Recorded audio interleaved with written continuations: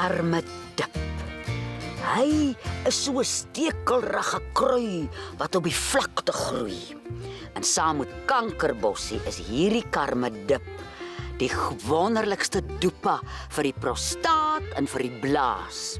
En ek drink hom vir my blaas, want gelukkig weet my liggaam en die kruie weet ek het nie 'n prostaat nie.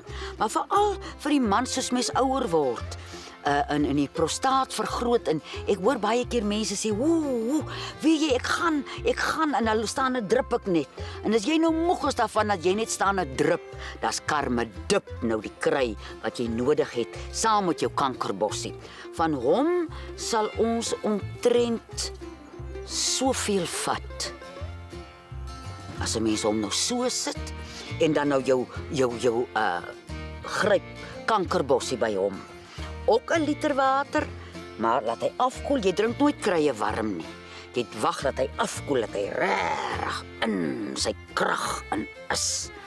En dan sit jy hom nou in die yskas en kom met die yskas uit, en vir hom moet jy versigtig wees. As jy hom begin, want 'n mens se liggaam moet hom eers gewoond word, wat vir my so wonderlik is van kruie. Dit voel altyd vir my liggaam ken die pinkode van hierdie kry wat in my liggaam ingaan. Hy hoef nie uit te werk, wat gaan nou hier aan nie. Hy weet waartoe hy moet gaan.